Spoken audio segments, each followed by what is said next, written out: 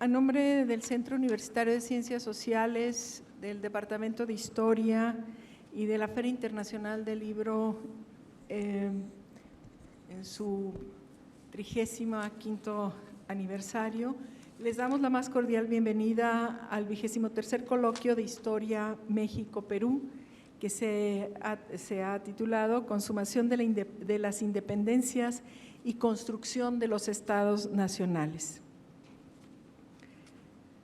Durante la época colonial, los virreinatos de la Nueva España y del Perú se constituyeron en los dos grandes ejes del poder político de España en América, y en ambos, durante el umbral del siglo XIX, se desarrollaron ideas y revueltas que aspiraban a la emancipación de la metrópoli.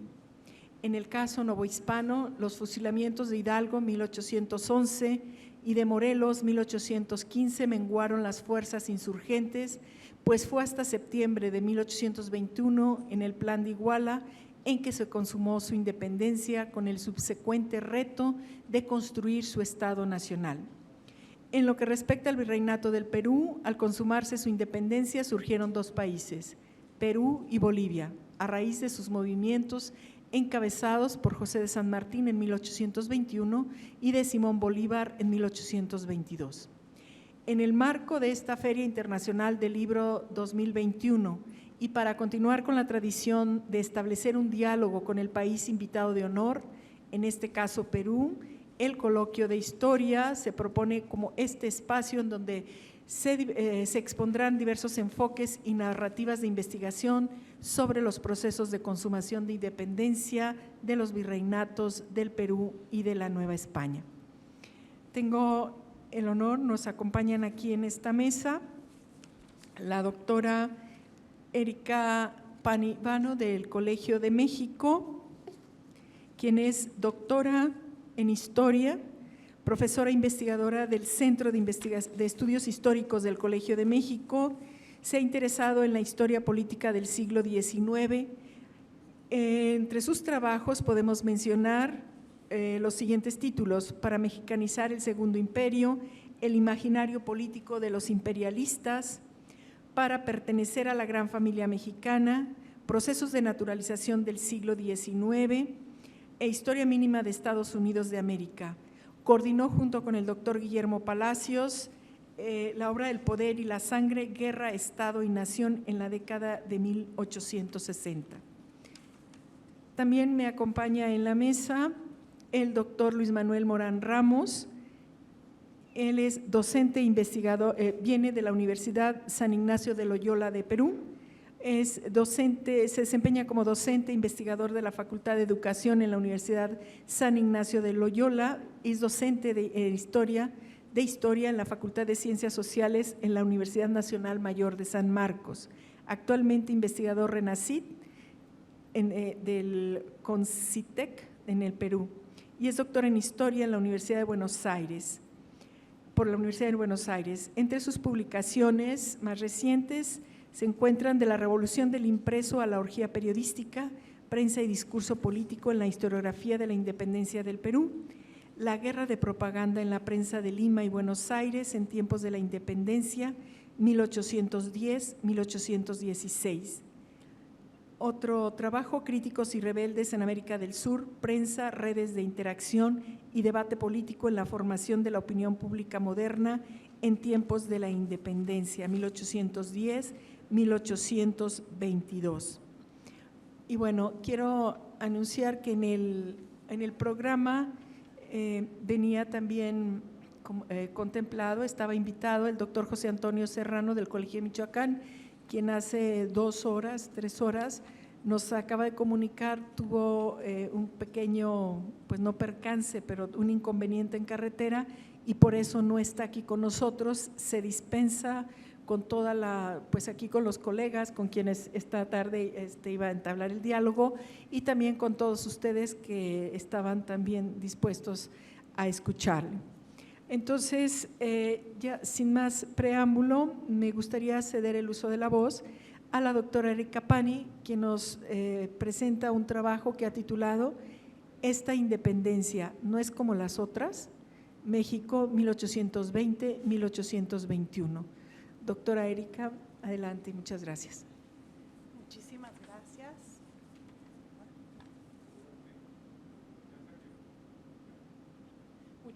gracias.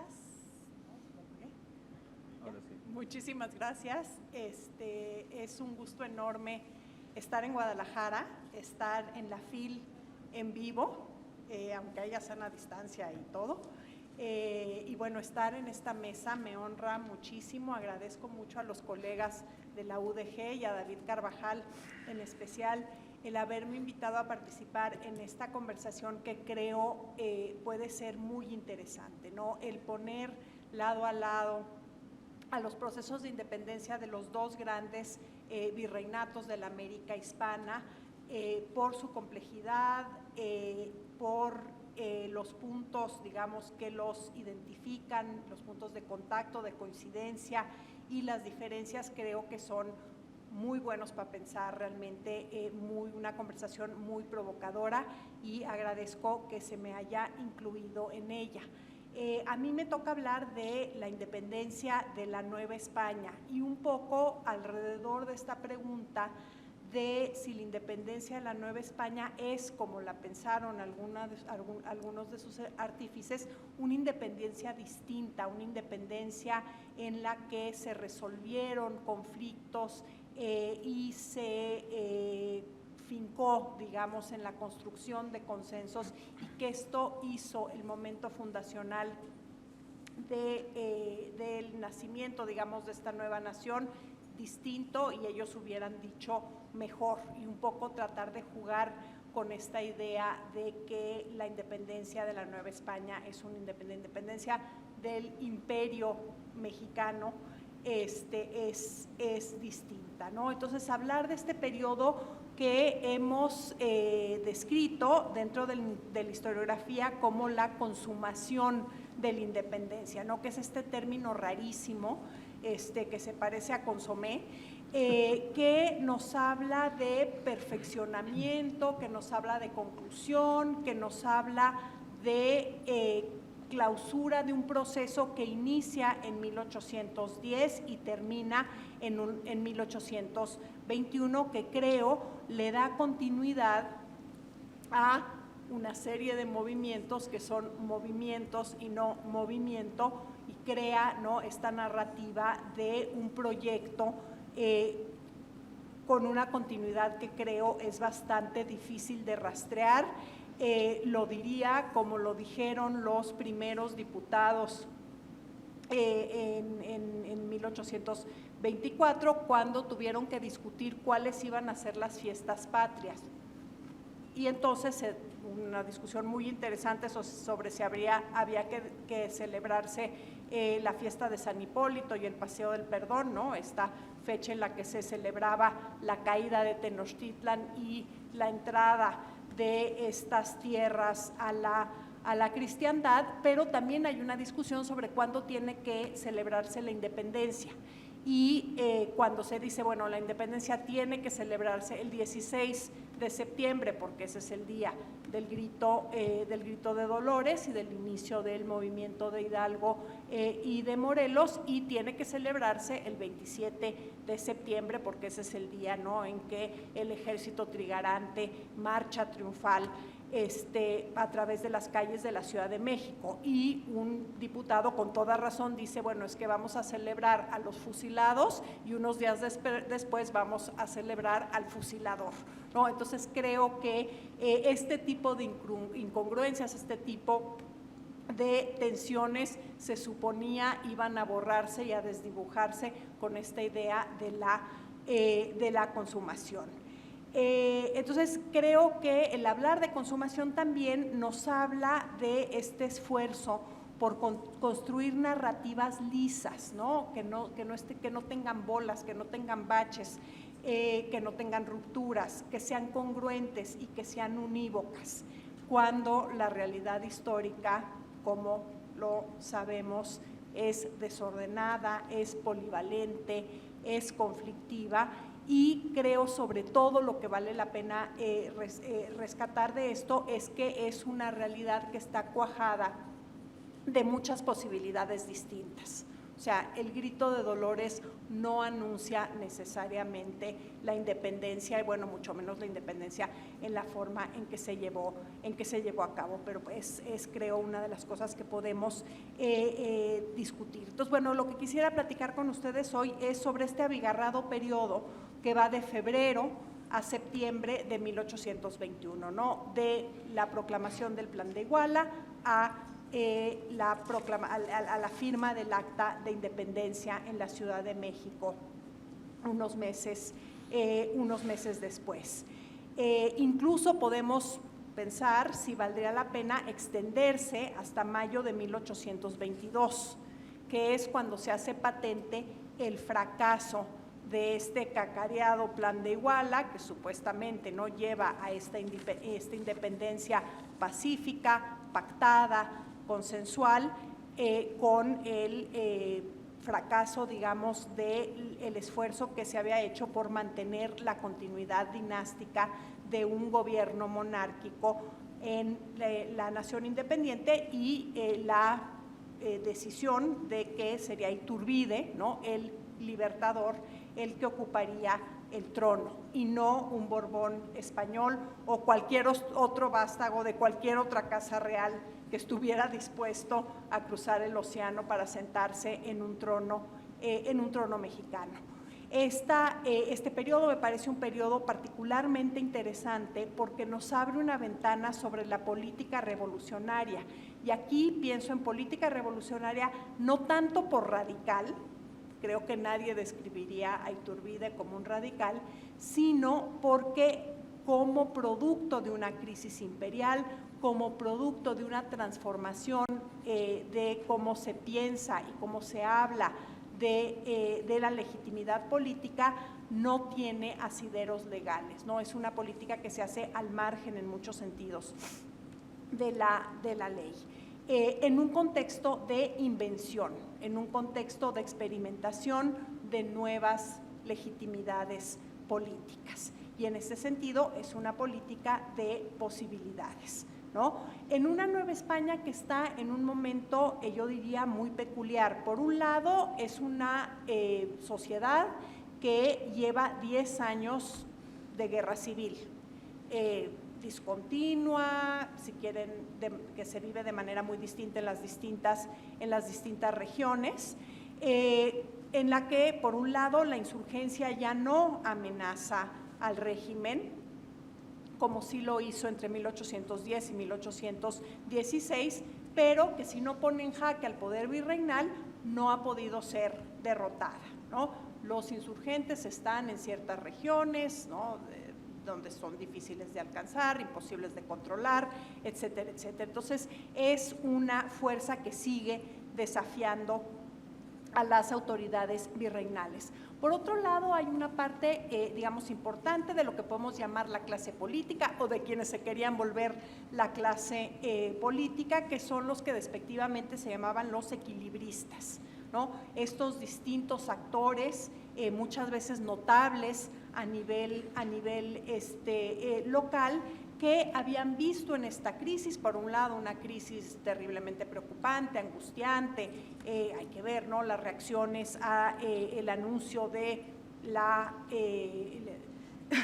deposición de Carlos IV y Fernando VII y el ascenso al trono del hermano de Napoleón, el tirano de Europa, el monstruo, el ateo, etcétera, etcétera, pero también, ¿no?, esta crisis como un momento de oportunidad para poder reacomodar al virreinato, ¿no?, que tuviera una posición más ventajosa, lo que normalmente quiere decir que tuviera más autonomía dentro de la estructura imperial, ¿no?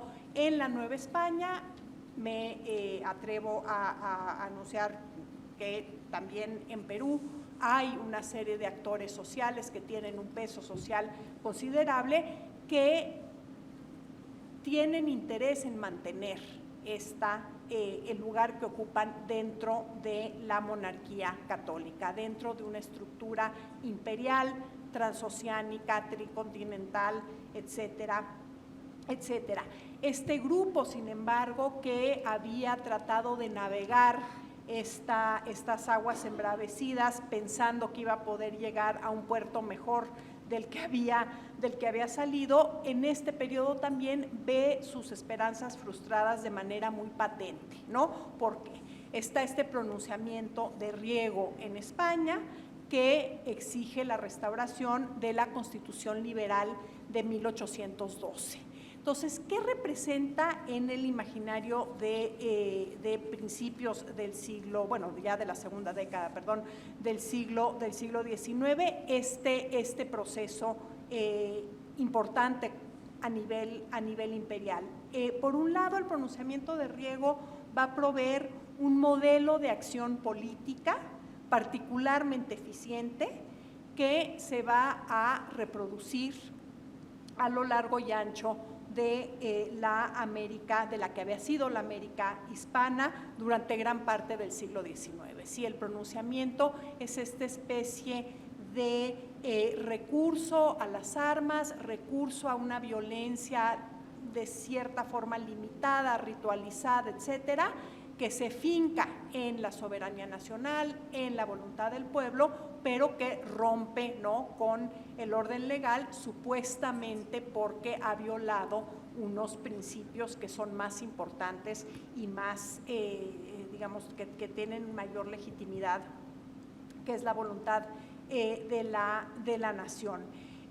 Por otra parte, también produce, ¿no?, la restauración constitucional una nueva apertura de espacios institucionales para que se cuelen, para que los ocupen los representantes de los territorios americanos que siguen bajo la autoridad de Madrid, ¿no? Y ahí vemos partir estos diputados novohispanos a Cortes, ¿no?, a un Lucas Alamán y a un Lorenzo de Zavala, hermanados brevemente en un proyecto político común, que es el de la división de la monarquía católica en estos tres reinos, ¿no?, uno en Europa, los otros dos en América, con sus propias cortes. Y lo que va a suceder con estas propuestas es que se van a topar con pared, ¿no? La rigidez de incluso estos liberales, de sus supuestos compañeros de viaje de los liberales novohispanos, no están dispuestos a ceder en el estatus colonial de América, ¿no? Se puede proclamar la igualdad de los españoles de ambos lados del mundo, pero en realidad cómo se concibe la representación política, cómo se calcula quiénes tienen o no tienen derecho a voto, sujeta a América a la tutela de la península.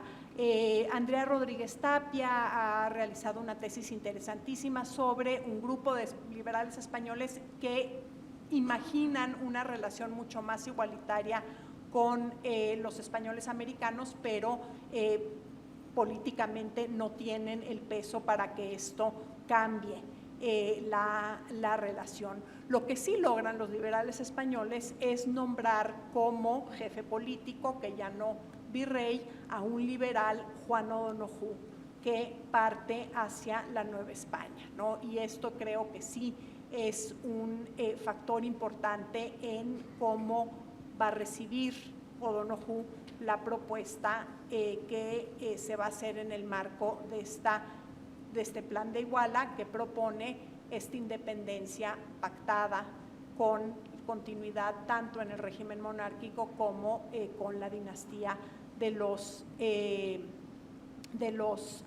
Borbones. Por otra parte, la llegada a las Cortes de unos liberales más radicales que aquellos que habían ocupado las curules en 1812, sobre todo en el orden de lo que debe de ser la relación Iglesia-Estado, va a diluir el compromiso de algunos actores en Nueva España con el antiguo régimen, ¿no?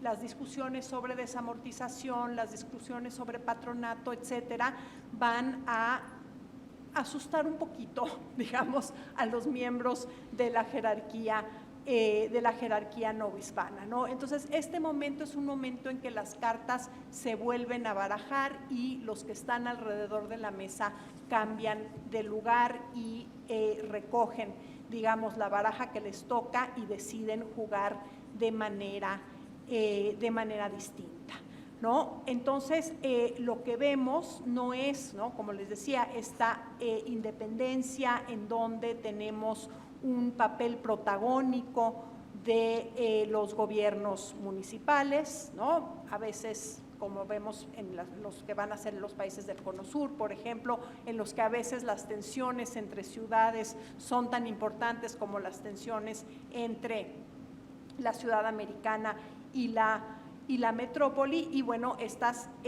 acción militar de fuerzas libertadoras que se abocan a liberar a las distintas posesiones británicas, pero Daniel nos hablará de esto de manera mucho más competente y detallada.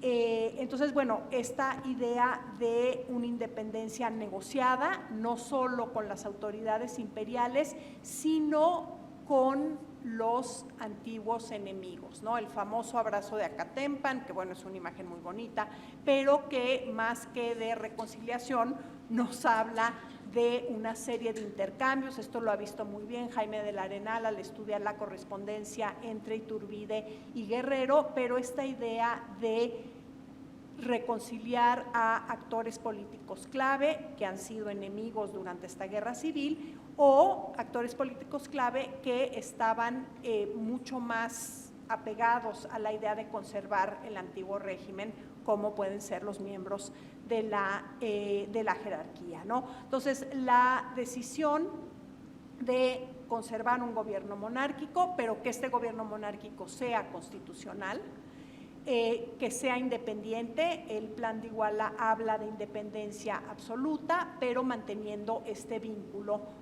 con la corona, ¿no? Sobre este proyecto se van a construir estas nuevas alianzas con los insurgentes, no todos, pero bueno, con quizás el jefe principal, que es Vicente Guerrero, la idea de construir un proyecto compartido, y por otro lado con estas llamadas fuerzas del orden, ¿no?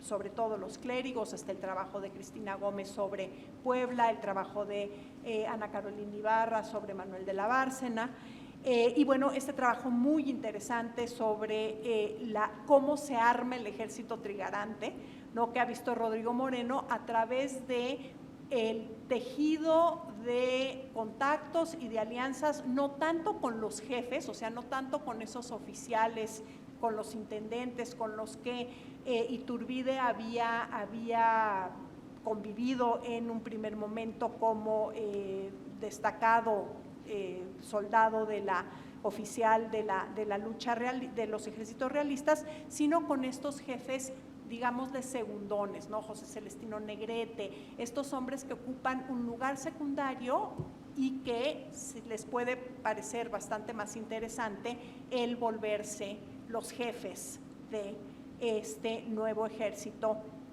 de las tres garantías, ¿no? Y la jugada, digamos, le sale bien a Iturbide, en tanto que hay esta firma en agosto de 1821 de los tratados de Córdoba, en los que quien iba a ser el jefe político de la Nueva España se convierte en uno de los firmantes del tratado, o sea, del acuerdo que sella su independencia, ¿no? El plan de Iguala, ¿no?, convocaba a todos los americanos, europeos, africanos y asiáticos, y hablaba de la tutela de la nación más católica y piadosa, heroica y magnánima, ¿no? Entonces, esto es en febrero. En septiembre, el acta de independencia, firmada por estas fuerzas vivas, estas autoridades naturales del nuevo imperio, a diferencia del acta de independencia de la América Septentrional que habían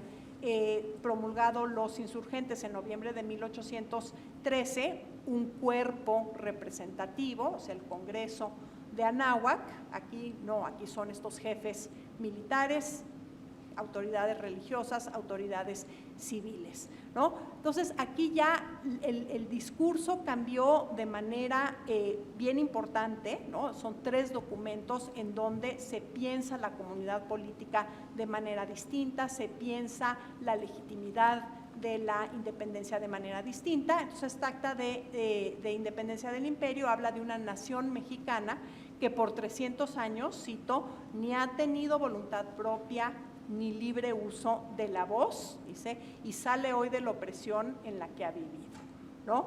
Entonces, uno de las coincidencias entre estas maneras distintas de pensar a la comunidad política y de pensar la independencia, 1813, 1821, los insurgentes de Morelos, los trigarantes de Iturbide, hablan de la nación como un ente responsable de construir su propia felicidad, ¿no? Entonces, creo que lo que es muy interesante de este periodo y que lo que hay que subrayar es esta visión de nación, no como una comunidad natural, ¿no? Que ya existía, que ahí estaba, que se despierta al calor de las batallas por la independencia, no es incluso una comunidad histórica, sino una comunidad eminentemente política, ¿no? Estos señores deciden juntarse, independientemente de que su origen sea en Europa, en América o en Asia, independientemente de que hayan luchado en contra del gobierno virreinal o a favor suyo, sino que es esta comunidad eminentemente política que se constituye a sí misma, ¿no? Creo que esto nos habla de un momento, ¿no? Como decíamos, cuajado de posibilidades y en donde la política, o sea, el ponerse de acuerdo, el construir planes, tratados, actas y eventualmente constituciones, es posible a través de la acción política estructurada por estos principios revolucionarios de este momento, la soberanía nacional, la voluntad del pueblo, la representación política, la posibilidad de redactar y proclamar una constitución, ¿no? Entonces, bueno, estos actores se ufanan, ¿no?, de que la América septentrional se emancipa, dice el Plan de Iguala, sin derramar una sola gota de sangre, ¿no? Y está esta idea de la que hablábamos al principio de excepción.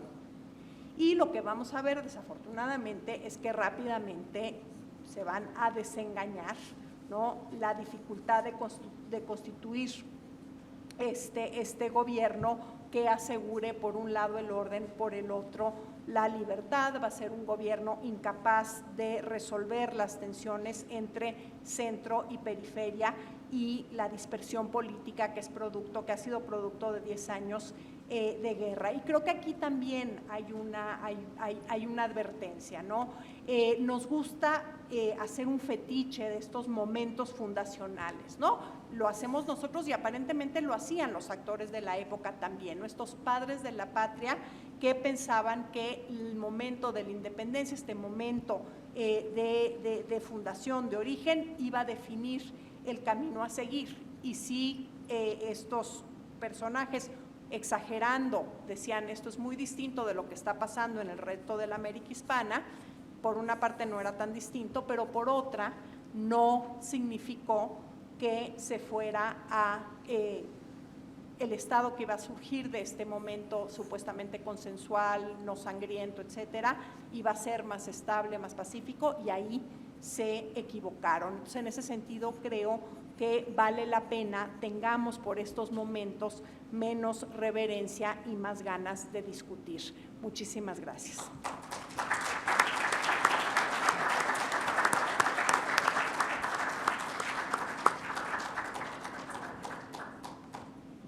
Muchas gracias a la doctora Erika Pani por su brillante exposición y que nos va dejando puntos de análisis para algunas preguntas o discusión al final. Bueno, ahora le pediría al doctor Luis Daniel Morán Ramos, de la Universidad de San Ignacio de Loyola de Perú. Él nos va a presentar el trabajo que ha titulado de súbditos a ciudadanos, 1821-1824, y el complejo proceso de la Revolución y la independencia peruana. Adelante, doctor. Bien, gracias. Más bien quiero agradecer a la Universidad de Guadalajara, al FIL y a David Carvajal, ¿no?, por hacer posible que esté aquí después de, por primera vez aquí en México. No va a ser la primera, seguramente vendré, porque yo más he estado dedicado a la investigación de la independencia o las guerras de independencia en América del Sur. El caso boliviano, el caso peruano, el caso chileno y el caso argentino. Fácilmente en Google pueden marcar tesis doctoral que sustenté en la UBA el 2017 y ahora la historia, esto que ahora se está hablando bastante, ¿no?, de las historias conectadas, ¿no?, las historias comparadas y conectadas. Entonces, en ese sentido, lo que he traído, tienen allí en pantalla, ese es el título, pero previamente, en el Perú y seguramente aquí también, y en toda América del Sur y en toda América hispana se estaba discutiendo esto, si celebramos o conmemoramos, porque no es igual, ¿no? Desde mi punto de vista y de muchos historiadores, en el caso peruano, pensamos que no tenemos nada que celebrar, sino conmemorar, que son cuestiones diferentes. No sé si puedes avanzar la primera imagen, por favor. Sí, avanza, por favor. De ahí, voy a mostrar algunas imágenes y hoy en el Bicentenario, ahí está, como pueden ver, uno de los grandes problemas es el problema de la pobreza. No quise hacer imágenes de contraste para no, digamos, un poco herir susceptibilidades, digamos, ¿no? Voy a mostrar que, o sea, estamos, entre comillas, celebrando, pero ¿qué estamos celebrando? Esa es la gran pregunta, ¿no? Tienen esa imagen. La siguiente imagen, por favor. En el caso también, ¿no? Y esto es antes de la pandemia, imagínense con la pandemia. En el Perú existen más de 23.000 colegios rurales, ¿no? Colegios en donde los profesores son 2 o 3 profesores o 4 profesores que se dedican a toda la secundaria y toda la primaria, ¿no? Por ejemplo, y ahora ¿no?, la educación que recibían antes de la pandemia, imaginen ahora, ¿no? Entonces hay un gran problema también, 200 años después, ¿no? Puedes pasar a la siguiente imagen, por favor. La siguiente. Otra imagen que creo que todos estamos también, ¿no? Y bueno, yo lo estoy viviendo en estos momentos, ¿no?, porque mi hermano está en UCI ahorita, ¿no? Justo me veían ustedes con el celular porque justo estaban recibiendo todos los días, como ustedes saben, dan los reportes, ¿no?, de cómo van, ¿no?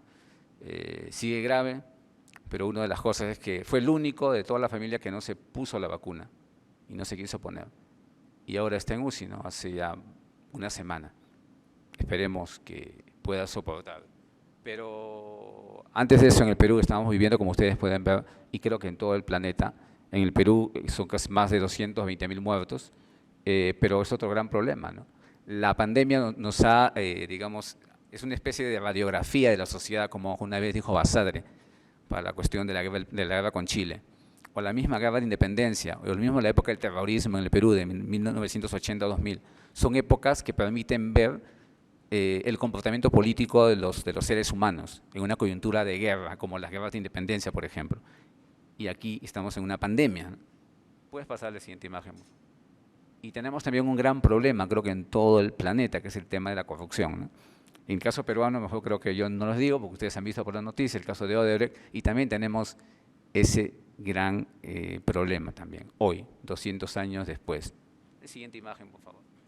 Y tenemos acá, ¿no? El Perú ha tenido varios presidentes en un quinquenio, ¿no? ¿Ya? Y tuvo un presidente solamente por unas horas, ¿no? Una presidenta solamente creo que por unos 10 minutos y un presidente por una hora, un día, un par de días, al final murieron. Hubo una protesta y la protesta se llamó la generación del Bicentenario, precisamente, ¿no? Y esa es una de las imágenes, ¿no? Puedes pasar a la siguiente, por favor. Esta es la ciudad del Cusco, la Plaza de Armas, de este año, julio aproximadamente. A pesar, como decía Basadre, a pesar de los problemas, a pesar de todas las dificultades que nosotros tenemos, el Perú sigue existiendo. ¿Puedes pasar a la siguiente imagen? Esta imagen lo tomé de un mirador, y la plaza que dice Viva el Perú. Esa es la plaza de armas, es la catedral del Cusco, ¿no? Claro, la imagen no era abogado para que pueda salir en todo el PPT, y a pesar de todo, seguimos nosotros adelante, nos seguimos, digamos, en esta brega, en esta lucha. 200 años después, entonces la gran pregunta es, ¿celebramos o hay que conmemorar? Nosotros pensamos, o particularmente un grupo de historiadores, quienes ahora también piensa que no hay que celebrar, debemos conmemorar. ¿Conmemorar qué cosa? Conmemorar acontecimientos, seres humanos, con nombre y apellido y otros sin nombre y apellido, ¿no?, que dieron su vida a lo largo de todo un proceso bien complejo. La independencia es un proceso de guerra, es una situación compleja. Es decir, es como ahora nosotros estamos viviendo la pandemia. O sea, los hombres que vivían en 1808, 1810, 1812, 14, 20, 21, 24, son seres humanos que debemos entenderlo en el momento que están viviendo, no solamente desde ahora. Por ello que yo he empezado mostrando algunas imágenes para que puedan entender, así como nosotros tenemos estos problemas hoy, y estamos complicados con ello, ¿no?, pero estamos haciendo todo el esfuerzo para que esos problemas se conviertan, como dice Basadre, un historiador peruano, en posibilidades, ¿no? Entonces hay que preguntarnos 200 años atrás, ¿qué sucedía?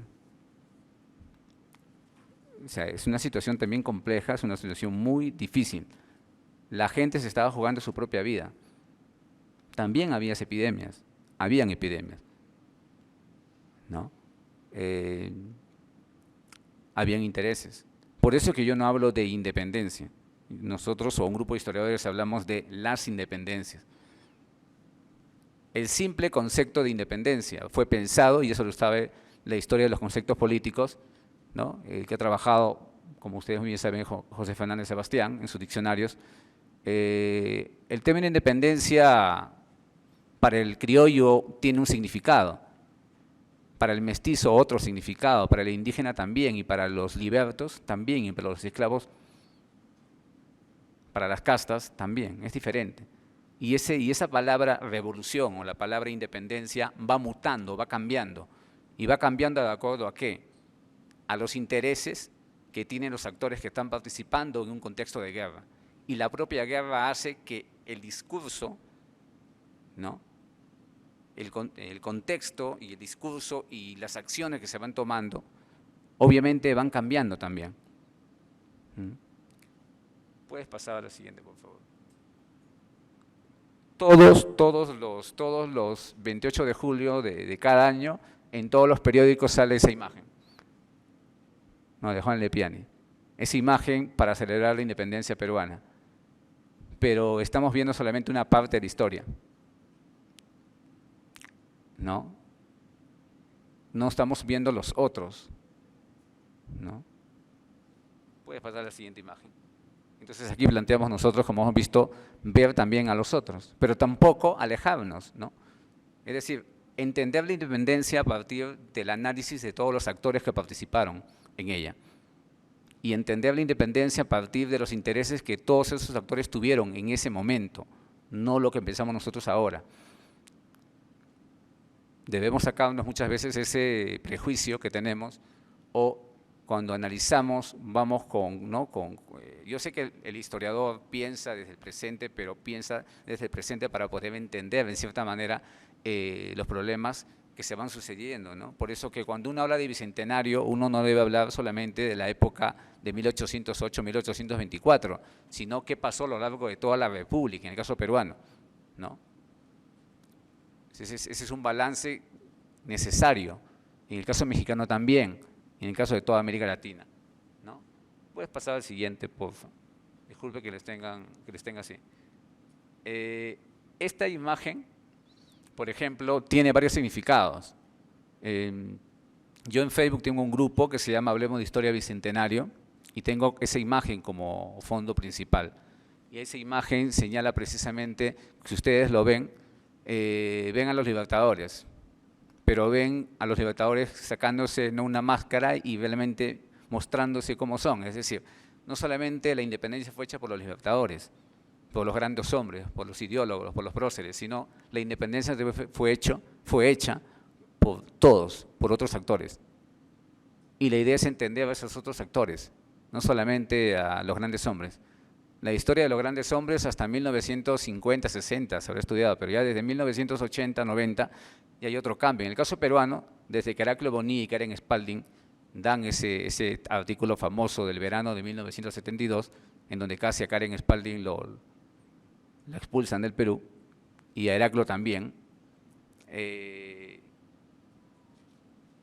gobierno militar que estaba en ese momento, el gobierno de Juan Velasco Alvarado, va a tomar el texto de Heraclio Bonilla y Karen Spalding como un texto académico, científico, ¿para qué? Para justificar lo que el gobierno de ese momento llamó la segunda y verdadera independencia, porque la independencia que había hecho San Martín, que había hecho Bolívar, había sido una independencia trunca, abortada, una independencia no acabada, ¿no? O algunos dicen como Virgilio Bel Pineda, ¿no? Una independencia traicionada, una independencia a regañadientes, ¿no? O como Gustavo Montoya, ¿no? Los sectores populares se encontraron con el conflicto, ellos no lo buscaron. Pero lo paradójico es que pasan casi 100 años y en la Guerra del Pacífico los sectores populares siguen encontrándose con el conflicto y no quieren participar. Y la pregunta es ¿por qué no lo hacen? Entonces, hay que entender la historia también en la larga duración, ¿no? En la corta y en la larga, tomando un poco las frases de Braudel de la Escuela de Anales, ¿no? Pero en la imagen pueden ver eso, ¿no? Ven que hay que estudiar a todos los actores, pero no como se hace. Estudio los sectores populares nada más. Y a los grupos de poder los dejo de lado porque ya han sido estudiados. Ok, está bien, pero lo interesante es entender a ambos actores y cómo esos actores se relacionan entre sí. Precisamente en varios textos, José Antonio Serrano, Manuel Schutz,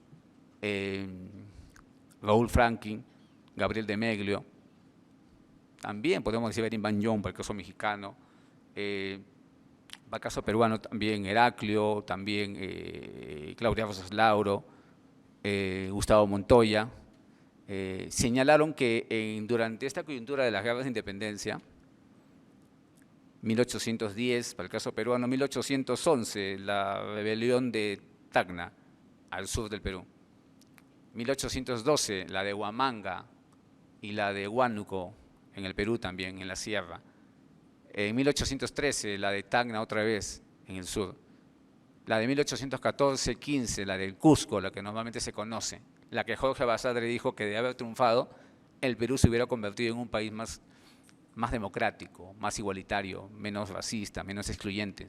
Hubiera sido un Perú, en palabras de José María Arguedas, un Perú de todas las sangres, cosa que no sucedió, según ellos, ¿no? En ese sentido, puedes pasar a la siguiente, por favor. Y avanza varios, todos.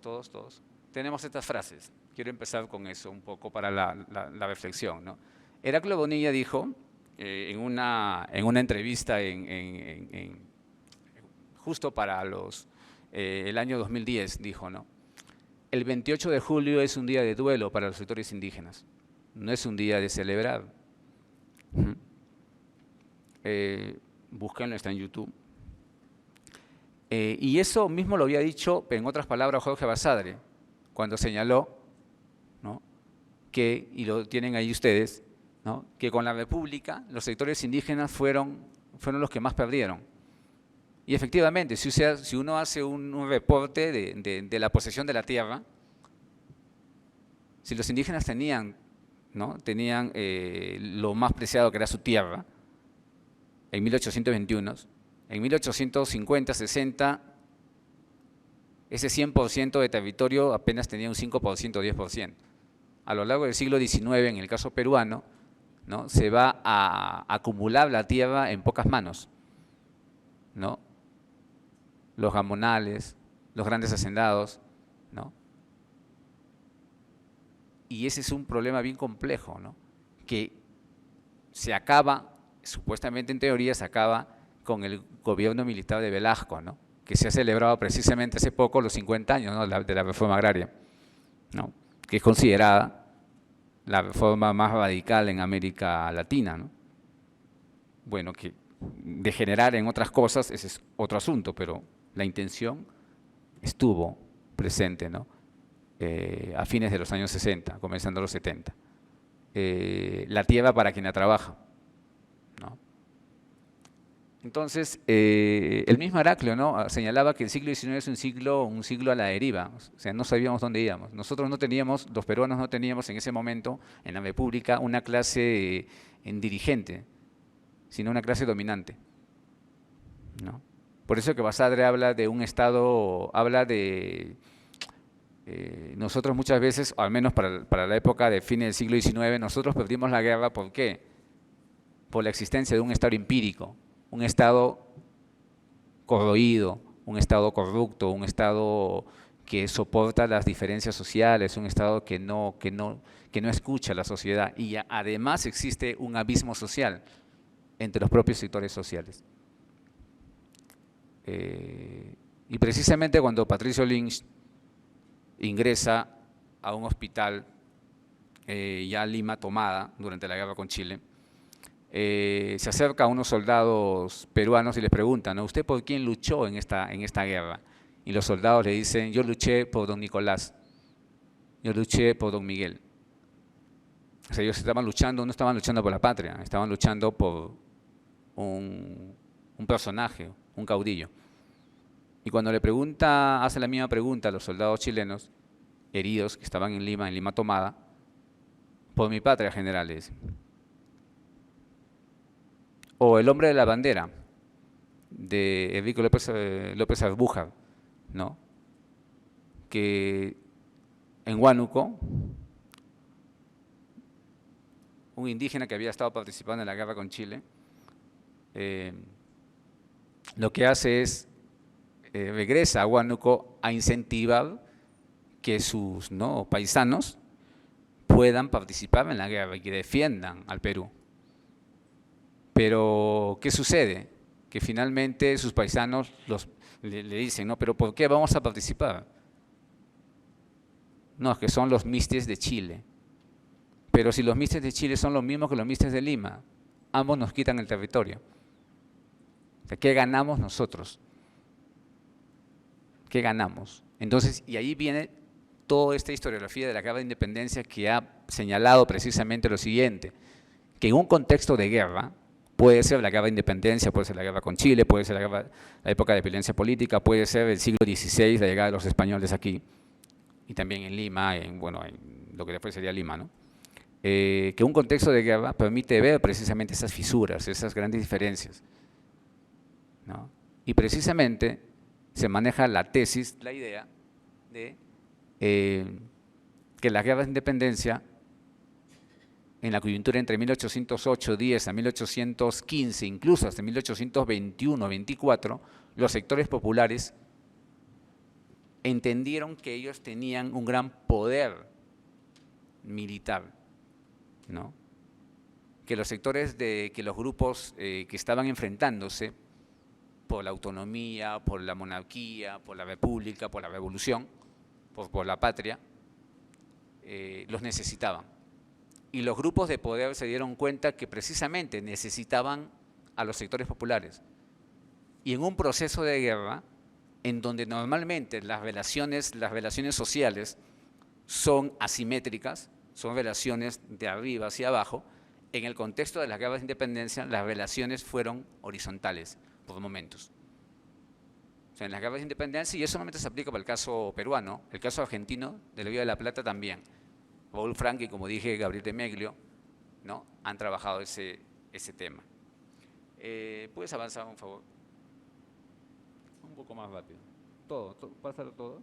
Y tenemos, para el caso peruano, tenemos nosotros una historiografía, quiero hablar rápidamente de la historiografía, y de ahí voy a plasmar unas 5 o 6 ideas rápidas y ahí cierro.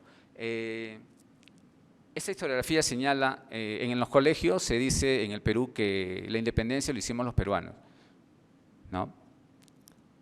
Pero o sea que en un momento determinado de la historia, algunos dicen con la rebelión de Tupac Amaru en 1780, ¿no? Nos dimos cuenta que necesitábamos separarnos de España y por lo tanto nosotros tomando, digamos, conciencia de esas diferencias, buscamos la independencia.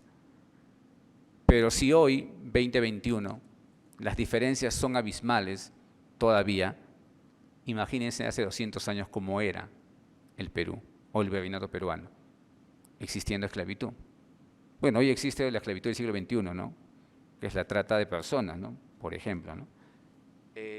Y de ahí viene una historia crítica, la historia de que Heraclio Bonilla con Karen Spalding y un conjunto de historiadores extranjeros plantean esa de la independencia concedida, ¿no?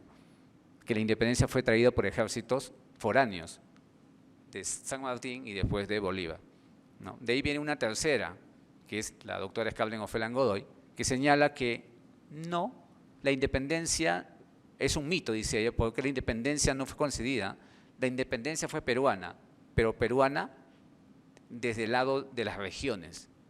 Lo que pasa es que en la historiografía peruana normalmente a las regiones se les excluye hasta el día de hoy, ¿no? Tenemos un presidente que es de Cajamarca, de una zona, ¿no? Y es profesor, ¿no? Y hasta ahorita los peruanos, muchos peruanos no aceptan, o la mitad de los peruanos, digamos, no aceptan tener a un profesor de presidente, o en palabras sencillas, un cholo de presidente.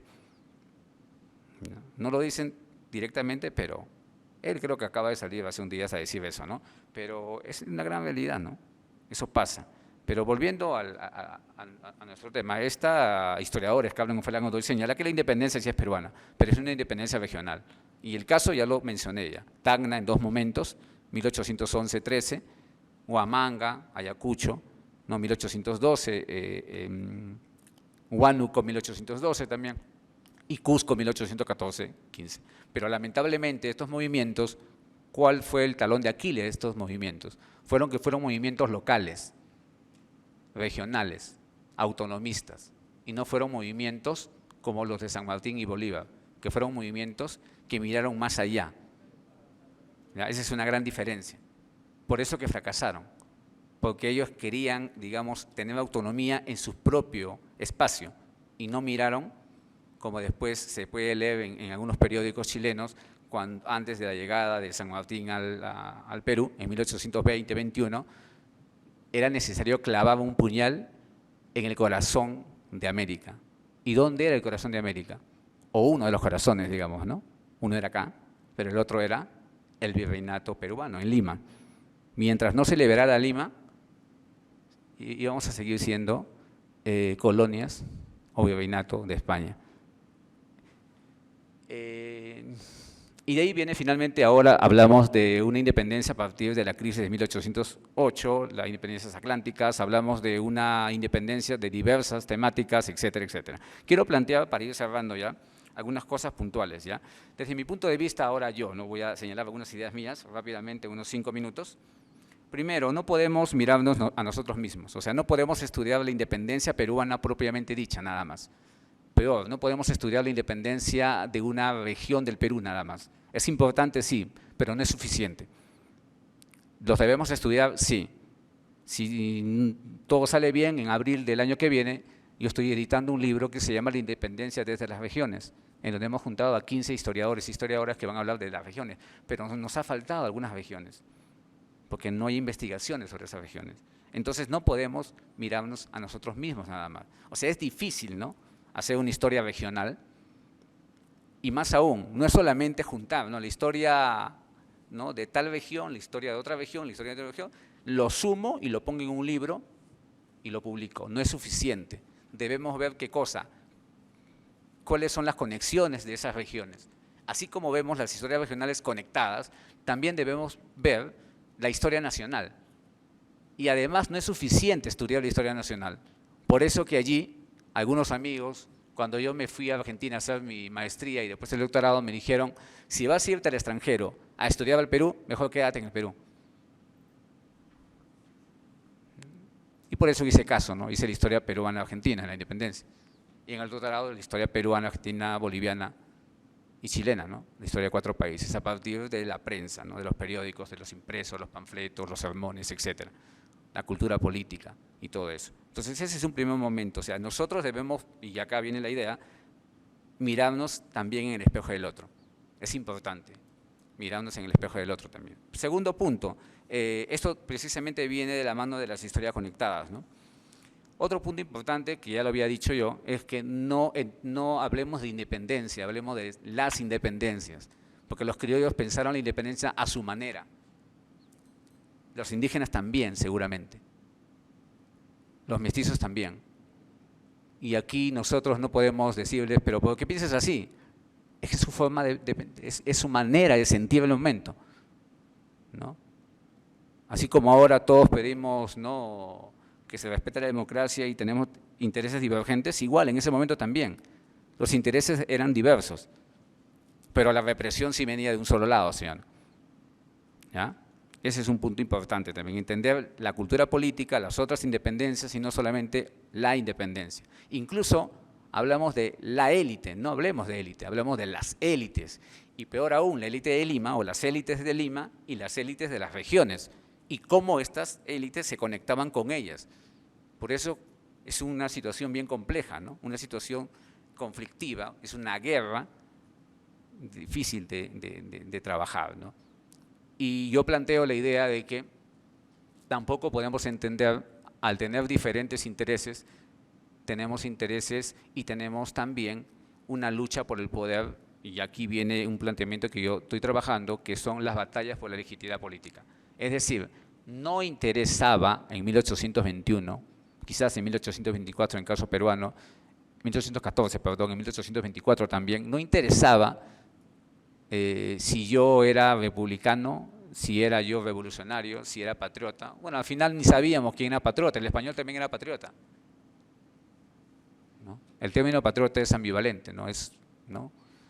Pero al fin y al cabo lo que quiero plantear es que lo que buscaba la gente de 1821 y 1824, ¿qué era? Era legitimidad política. Si para obtener esa legitimidad política yo tenía que ser monarquista, lo era. Si para lograr esa legitimidad política yo tenía que ser monarquista constitucional, lo era. Si tenía republicano, republicano. O revolucionario, revolucionario. Lo importante era que me reconozcan, que sea un gobierno legítimo. El problema de la legitimidad. Finalmente, y eso lo he trabajado en la tesis, que ustedes lo pueden consultar, y para los sectores populares, como señalaba Erika precisamente, en el caso peruano, el que está planteando este concepto de la independencia controlada, ¿no? La independencia controlada. Otros hablaban de una guerra blanca, una guerra en donde no existe ningún conflicto, simplemente San Martín ingresa libremente, ¿no? Para el 28 de julio. El virrey se va a una zona más, digamos, el virrey se retira simplemente porque Lima no es segura, o sea, Lima es vulnerable, ¿no? Los españoles 2 o 3 veces invaden, o sea, pasan delante de San Martín, no le saludan y dicen, hola, ¿qué tal? Voy a ver Felipe porque tengo que sacar cosas, ya, regreso, y regresan otra vez. Y San Martín se detiene y no hace nada, se queda, no quiere enfrentar, porque obviamente entiende, son más o menos 15.000 soldados contra apenas 3.000, ¿no? Y cuando viene Bolívar es lo mismo. Entonces, se habla de una independencia controlada, ¿no? De una independencia, eso lo dice Gustavo Montoya. Finalmente, para terminar, yo pienso que las guerras de independencia son momentos, o la guerra de independencia como otras guerras, son momentos para pensarnos a nosotros mismos.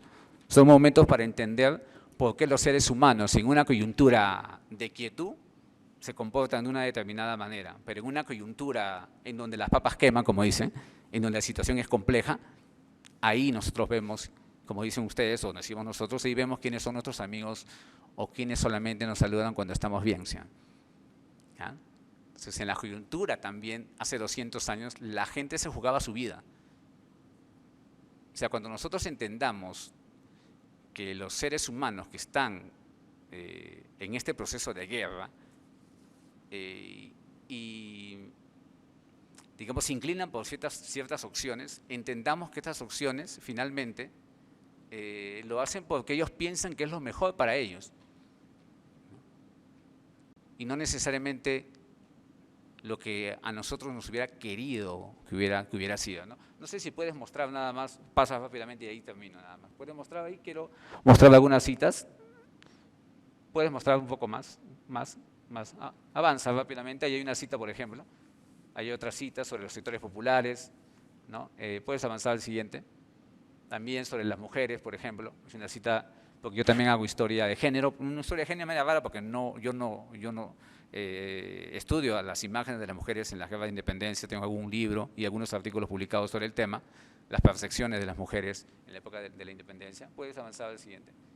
Y ahí está precisamente en el caso del Observador Americano, un periódico que ustedes lo pueden bajar libremente de internet y tiene una sección sobre la mujer nada más, ¿no?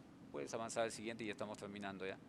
Y también ahí tienen, ¿no?, en La Abeja Republicana, que es el periódico más importante del republicanismo peruano, de nada sirve, y con eso termino, de nada sirve que yo me diga que soy revolucionario si no lo soy.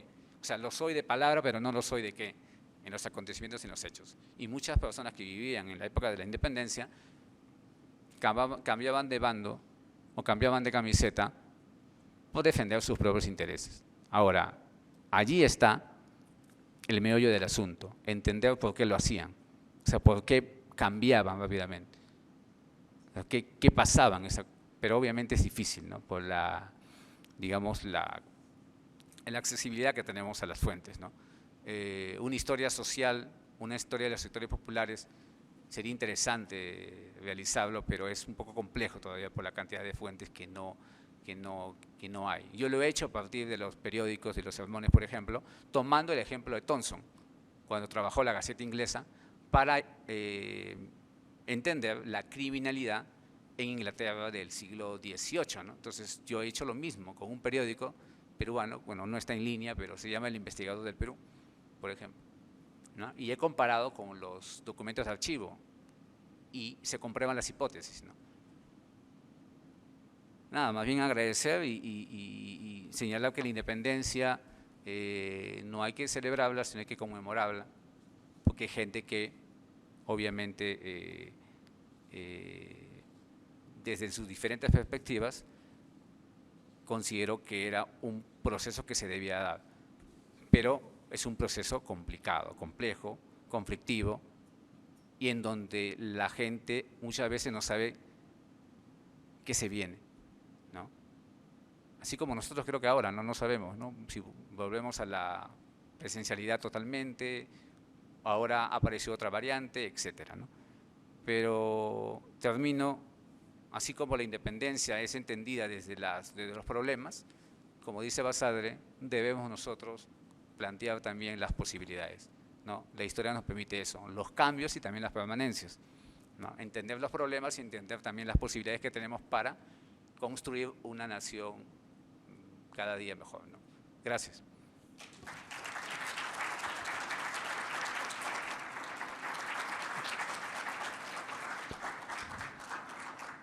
Muchas gracias al doctor Luis Daniel Morán Ramos. Y creo que en ambas exposiciones se desprenden varios aspectos que pudieran ahora los dos ponentes pues entrar en conversación o exponer algunos puntos con relación a lo que el otro ha señalado. Me parece de suma importancia, por ejemplo, lo que ha planteado la doctora Erika Pani en relación a la complejidad del proceso de independencia en México, pero particularmente creo que también el tema tanto de las élites militares como el tema de las élites políticas en ambos lados, pues tanto ella nos hablaba de la élite en España, pero también de las élites locales. Y algo que también en ese tenor me parece importante es todo lo que giró en torno a antes de llegar al plan de Ayala, pues lo que significó la Constitución de Cádiz, los propios los propios constitucionalistas que eran parte de una élite, se hablaba de una élite criolla y no, pero bueno, entonces ahí queda, ¿no? Porque bueno, finalmente yo creo que en las dos mesas, en las dos ponencias también está presente el tema de que está la independencia, pero también qué proyecto político encaminamos, ¿no? Y en ese sentido, pues bueno, están desde los tratados de Córdoba, está el propio Plan de Iguala, y antes no estoy en la firma del Acta de Independencia, pero ahí están planteados no solamente los intereses de de quién nos estamos independizando o no, sino también el tema de qué proyecto tenemos para seguir adelante y cómo lo estamos planteando, ¿no? Independientemente de lo que ya también ambos han señalado, de esas guerras civil, que en el caso del Perú pues son guerras también regionales. En el caso del doctor también Luis Daniel, que me parece interesante el planteamiento que hace de cómo entender la independencia a partir de los distintos actores e intereses de los mismos.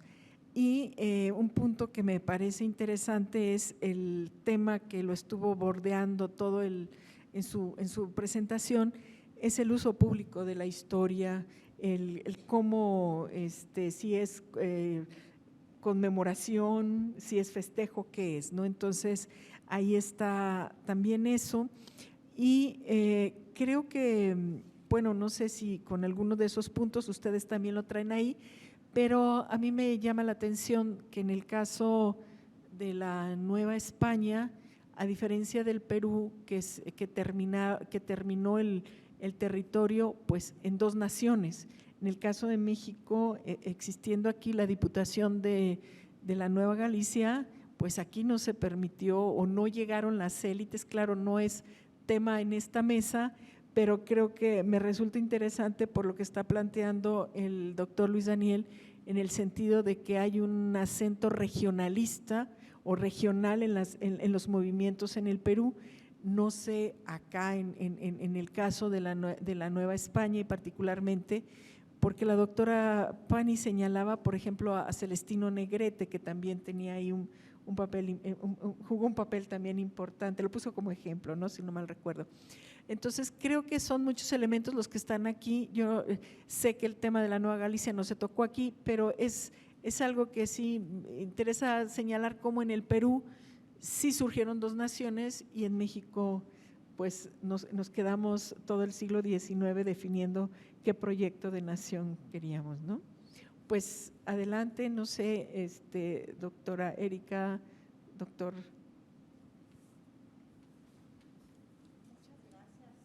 Muchas gracias a ambos por comentarios tan sugerente ponencia y tan sugerentes comentarios. Yo quisiera retomar lo que dijo el doctor sobre estos distintos momentos en que los actores piensan que ya llegaron a donde tenían que llegar. Y Cusco 1815 como un momento que abre la posibilidad de una sociedad más democrática. Y creo que los mexicanos nos hacemos la misma pregunta acerca de si 1813, 1814 hubiera sellado, hubiera roto la relación con la metrópoli, hubiéramos construido una nación más justa. Y creo que la base, digamos, es lo que decía la doctora de Lao sobre el proyecto, o sea, ¿cuál es el proyecto, no? Entonces, estos actores sí tienen en la cabeza la idea de amainar la enorme desigualdad, una idea de que haya cierta suficiencia para los distintos ciudadanos. O sea, el ser ciudadano no solo quiere decir tener derechos políticos, sino tener una vida, digamos, en donde las carencias no lo obliguen a la miseria, ¿no? Y entonces el término de felicidad, esta idea de que los ciudadanos tenemos la obligación de construir la felicidad pública, que está muy presente en todos estos movimientos revolucionarios atlánticos, se pierde porque se vuelve, ¿no? Quienes ganan no les interesa, o porque no imaginamos, no construimos, no producimos unos instrumentos de acción colectiva para que esto pueda hacerse una realidad. Estas luchas tan largas que se dan tanto en la Nueva España como en Perú, 2 pasitos para adelante, 3 pasitos para atrás, 5 pasos para adelante, 4 pasos para atrás, tienen que ver con lo asentados que están los intereses de algunas de estas élites, y realmente no es hasta que tienes suficientes miembros de estas élites que se pasan del lado independentista para consumar, ¿no? Estos procesos de separación, o no. O sea, si tuviéramos que identificar un factor que hace que se terminen con estas independencias, ¿no? En el caso peruano, en muchos sentidos impuesto por estos ejércitos que vienen de fuera, en el caso mexicano, ¿no? Con los que habían sido los enemigos de la independencia, de repente considerando que esa es la salida posible y deseable. ¿Cuáles son esos factores? Y bueno, la guerra como una gran igualadora, lo cual vemos, creo, en toda América. Quiebran la necesidad militar, quiebra jerarquías, pero una vez que empiezan a construirse las naciones independientes, esas jerarquías o se vuelven a construir, o el hecho de que el principio liberal de la construcción de una hacienda, que ya no es una hacienda real, sino una hacienda pública, y los impuestos tienen que ser igualitarios, proporcionales, etcétera, etcétera, la pérdida de esa necesidad de recursos humanos y fiscales facilita la construcción de una jerarquía más rígida. Esa es una pregunta. ¿No? La idea de que la población indígena que estaba, ¿no?, en la parte de abajo de la pirámide, sin, digamos, los esclavos más abajo, pero eran valiosos, o sea, eran tributarios, eran valiosos, y luego en el 19 se pierde este valor. No dejan de ser igual de pobres por los cambios ¿no? Pero ¿qué pasa, digamos, con esa? ¿Qué implicaciones tiene esa construcción de la jerarquía sobre principios distintos de supuesta igualdad, de supuestos derechos, etcétera? Y bueno, el asunto de por qué una nación, 2, 3, la Nueva España en ¿no?, juego de cartas de al final se queda Centroamérica, y tanto la Nueva Galicia como la Nueva España.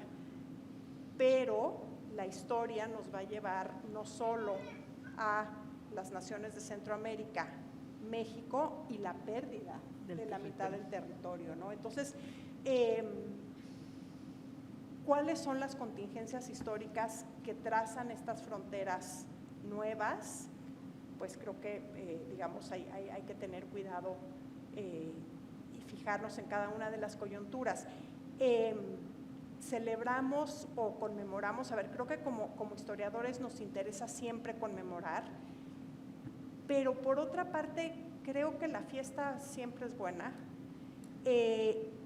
y el hecho de que estas comunidades políticas que se instituyen a sí mismas con todos los defectos que tienen, pero si queremos ver hacia adelante, quizás sí habría que celebrar que somos un país. El uso público de la historia creo que es inevitable. Yo creo que nos toca a los historiadores tratar de que sea lo menos venenoso posible. O sea, en ese sentido creo que la historia nos tiene que ayudar a entender, no tiene que justificar ni lo que queremos hacer, ni por qué odiamos al vecino, ni por qué le echamos la culpa. No. O sea, creo que ahí sí la historia tendría que ser provocadora y no justificativa y no legitimadora, pero creo que el uso político es inevitable y pues nada más habría que vacunar a través de la lectura y a través de la enseñanza.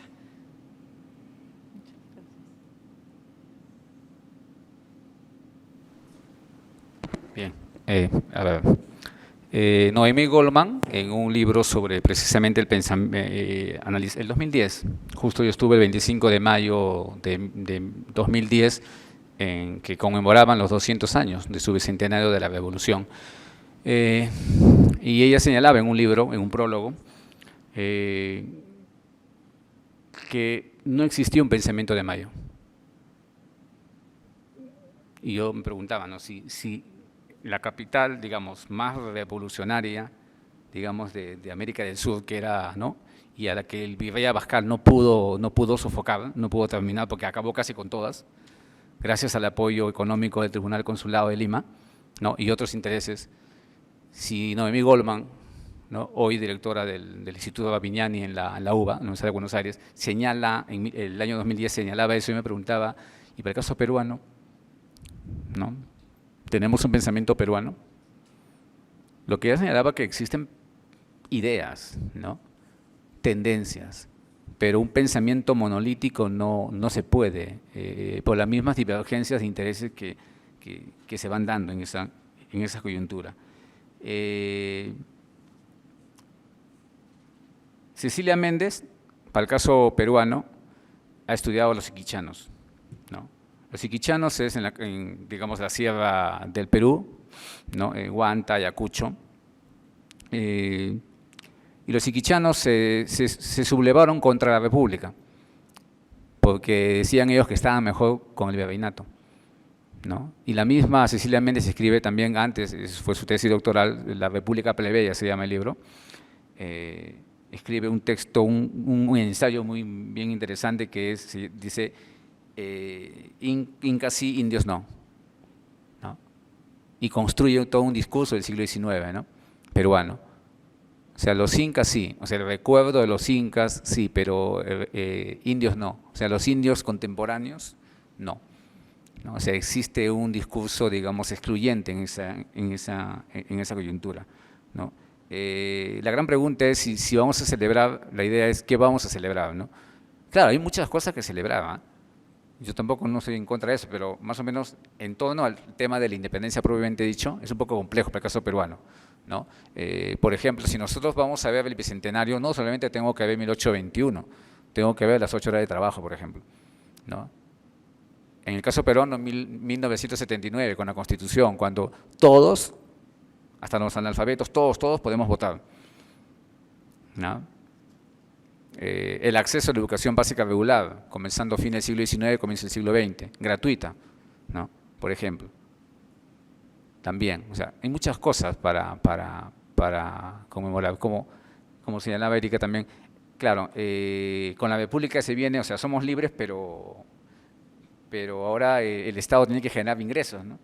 Y muchos, ¿no?, sectores, ¿no?, que no pagaban impuestos, ahora con la República van a tener que hacerlo. Y muchos de estos sectores sociales van a querer volver al virreinato porque ¿no?, el Estado les parecía mejor, ¿no?, en cierta forma, ¿ya? La historia, yo entiendo la historia como una historia problema, ¿no? Creo que los anales fue algo, ¿no?, una historia transversal, ¿no? Por eso cuando a mí me dicen que sé la historia de la República en el Perú, se lo puedo hacer en una clase, pero lo puedo hacer en una clase a partir de ¿qué cosa? De problemas transversales como el autoritarismo, la corrupción, la discriminación, ¿no?, la cultura política, el péndulo entre la democracia y el autoritarismo. O sea, no entender las fechas simplemente, entender el porqué de las cosas. En ese sentido, la historia como problema y además el uso político de la historia, sí, la historia tiene un uso político. En el caso reciente, el Congreso peruano, hace 2 meses quería aprobar que se enseña en los colegios básica, regular en secundaria, a los chicos que están terminando el colegio, ¿no? 16 años en promedio, un curso que solamente sea historia del terrorismo, ¿no? Para hablar de la época de 1980 al 2000. Pero la bancada que estaba promoviendo la creación de ese curso de historia del terrorismo era la bancada de Alberto Fujimori, ¿no? ¿Ya? Entonces, ellos tienen una posición en torno al conflicto. La guerra civil, la violencia política, o sea, ¿no? Terrorismo, ¿no? Si uno en el Perú no dice que, si uno debe decir terrorismo, porque si dice guerra civil ya dice que tú estás a favor de, ¿no? Y no necesariamente es así.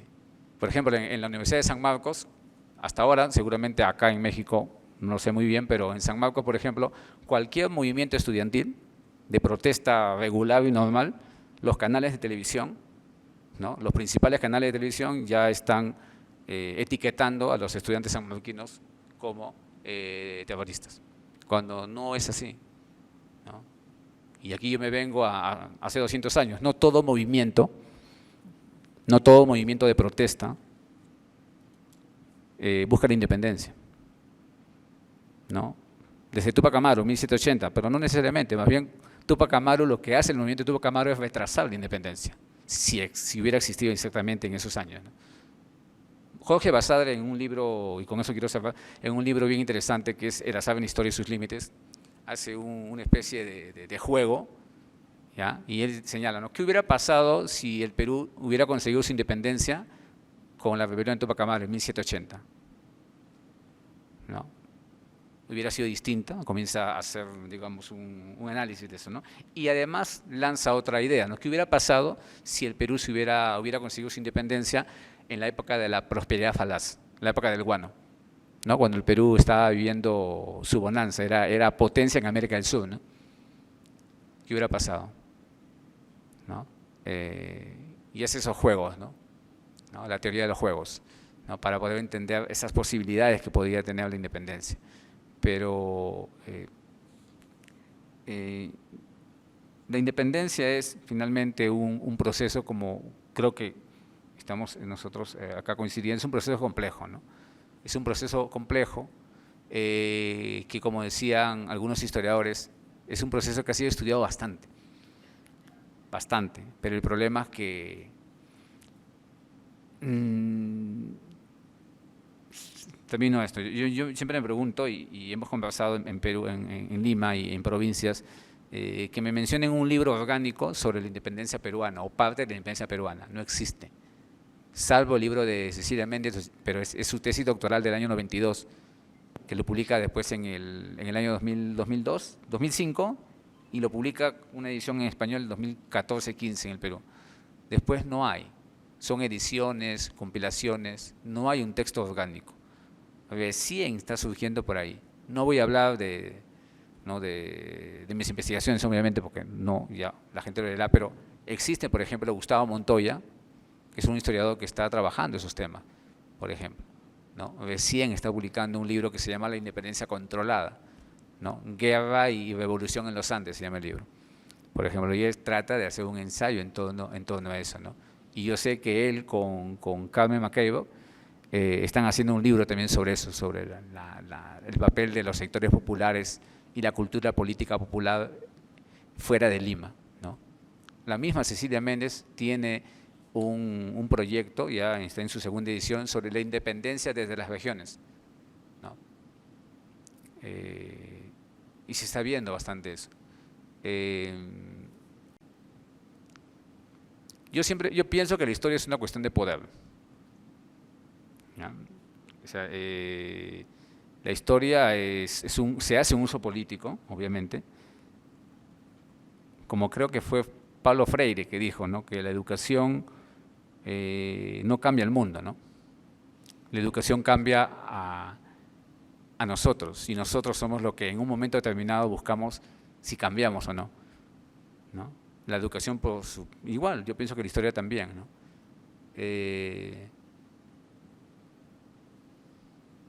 Pero estamos en el ruedo, no estamos en el juego, estamos, digamos, en la lucha, estamos en con la intención de poder entender un proceso realmente complejo, ¿no? Por ejemplo, ahora yo me he metido a trabajar los temas de la historia de la salud pública, ¿no? Estamos sacando un libro, no un libro, sino unos artículos sobre la historia de las epidemias y la guerra en las guerras de independencia en el Perú, por ejemplo. Estamos viendo el caso también del Río de la Plata un poco, ¿no? Por la coyuntura del COVID, ¿no? Más bien. Estamos haciendo una comparación, ¿no? Etcétera, por ejemplo. O sea, el historiador también se va, digamos, va acomodando, pero no por una cuestión de moda, sino porque el historiador está viendo que está sucediendo una pandemia. Y entonces uno, automáticamente, ¿no? Vienen y dicen, ¿no? Buscan, a ver, ¿quién me habla de la historia de las pandemias, ¿no? Y retroceden en el tiempo, ¿no? Recién se acuerdan que existen los historiadores, muchas veces, y recién nos entrevistan, ¿no? Y así pasa. Ahora estamos trabajando esos temas, por ejemplo. Bueno, creo que lo dejo ahí, creo que serían interesantes las preguntas, ¿no? Muchas gracias al doctor Luis Daniel Morán. Entre el público, si hubiera alguna pregunta, comentario. Sí, adelante. ¿Se presentan su nombre, por favor, y para quién va dirigida la pregunta? A ver, te van a llevar el micrófono, un segundo, por favor.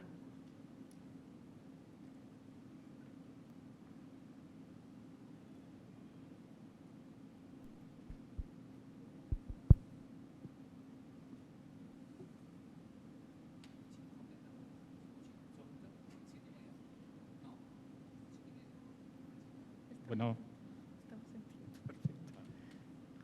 buenas tardes. Mi pregunta va a ser para la doctora Erika. Mencionaba un poco sobre los grupos liberales, menciona un poco los liberales extremistas, los liberales, se puede decir, conservadores, me atrevo a decir, porque como que la palabra conservador en esa época no estaba tan bien tejida, ¿no? Pero mi pregunta es, ¿qué pasa con este grupo que son los que se encargan de hacer el manifiesto de los persas, por ejemplo, y que después, poco a poco, parece, en un principio, adquirían gran poder, pero como resistencia, por así decirlo, pero que poco a poco van dispersándose, ¿no? Algunos cambiándose, otros pues finalmente abdicando, ¿no? No sé si nos pudiera hablar un poco, a grosso modo, sobre este pequeño grupo.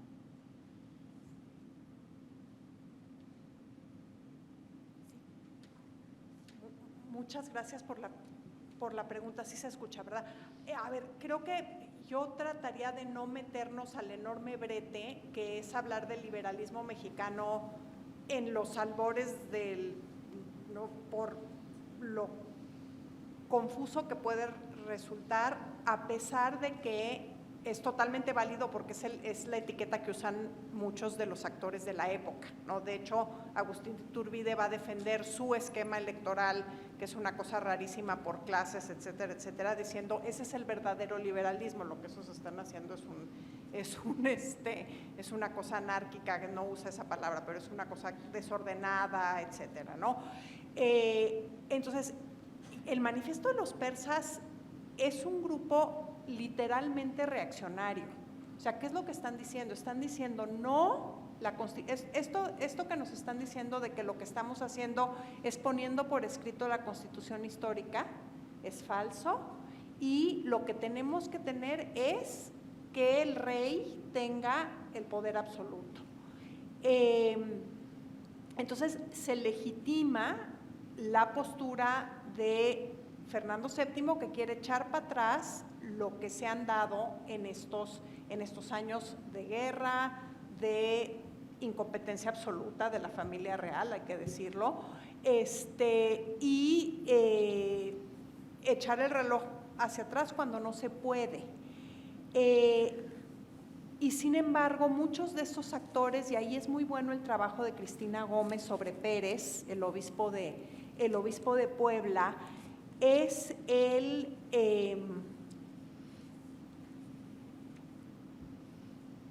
con el cambio del contexto obliga a un cambio de estrategia. Y lo dijo Luis Daniel, tengo que ser republicano, voy a ser republicano. Entonces creo que sí hay una construcción de un lenguaje liberal que lleva a muchos de estos personajes a acomodarse a este nuevo lenguaje liberal, constitucional, que pretenden, también lo dijo Dani, controlar, ¿no? Que pretenden utilizar para controlar la discusión, el debate público.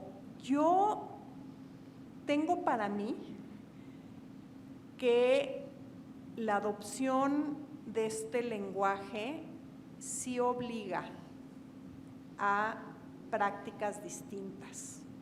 Y entonces, si hay elecciones, pues hay algún tipo va a tener que haber organización política, algún tipo de negociación va a tener que haber con los electores, etcétera, etcétera, etcétera.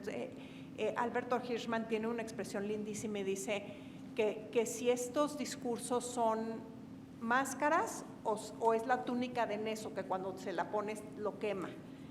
Yo creo que no es la túnica de Neso, porque pues no los queman, pero es una especie de corset que sí los obliga a caminar de cierta manera, ¿no? O sea, aparte independientemente de lo que piensen. O sea, claramente Pérez no tiene el menor interés en salvaguardar la libertad, los derechos individuales, y está un poco histérico porque digamos, mundo muy vertical de un obispo en Puebla se le está desbaratando, pero ni modo, ¿no? Incluso, y es otra vez Cristina Gómez, dice, cuando se van en contra de él por ser uno de los persas, en el contexto del movimiento de independencia, él reclama que el pueblo poblano defiende a su obispo, ¿no? Entonces, creo que, digamos, es un periodo, coincido completamente, estos periodos de enorme tensión nos permiten ver, ¿no?, las fracturas, las contradicciones, y es muy interesante. Y muchas gracias por la pregunta. Gracias, doctora. ¿Alguna otra pregunta? ¿Comentario? ¿No? Bueno, pues le agradecemos profundamente a quienes nos están acompañando en esta mesa. Acá. Perdón.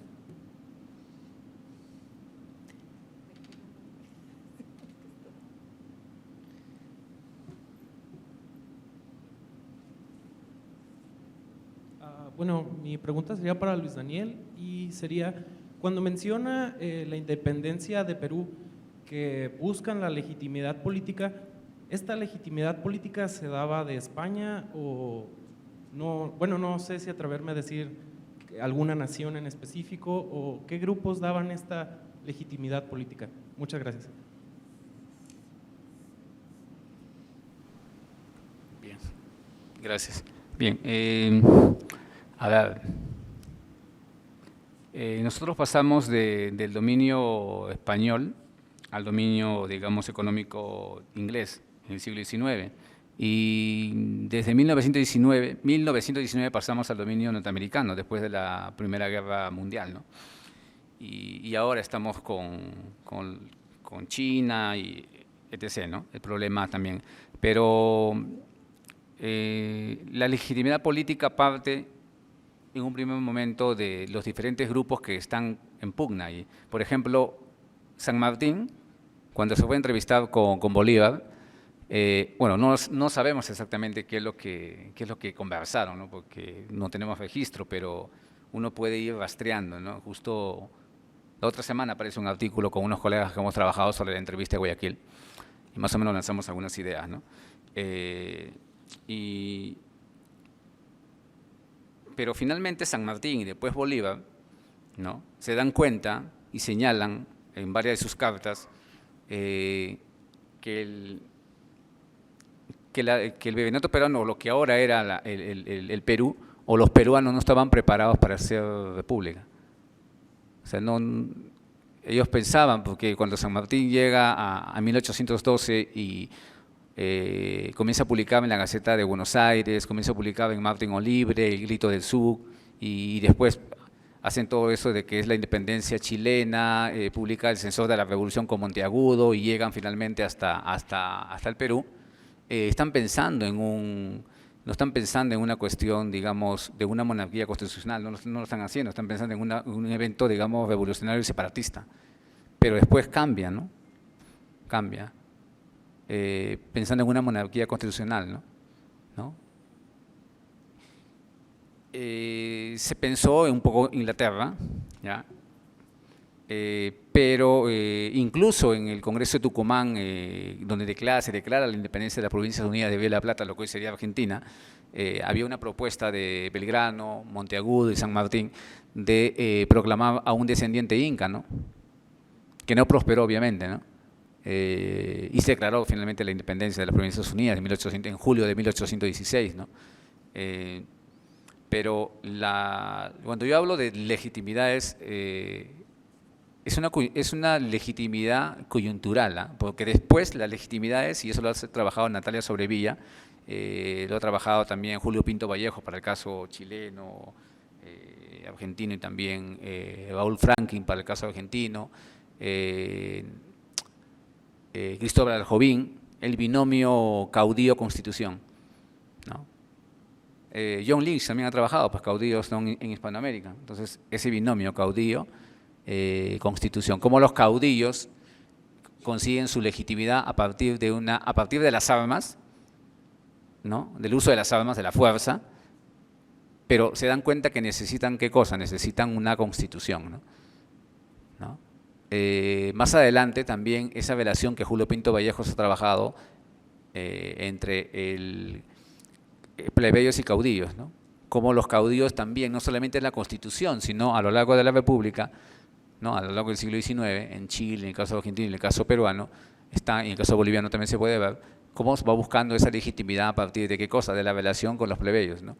Y lo que decía Erika, ¿no? En la relación de las elecciones, ¿no? Se plantean elecciones y de qué manera es directa, indirecta, etcétera, ¿no? Y cómo se va democratizando, ¿no?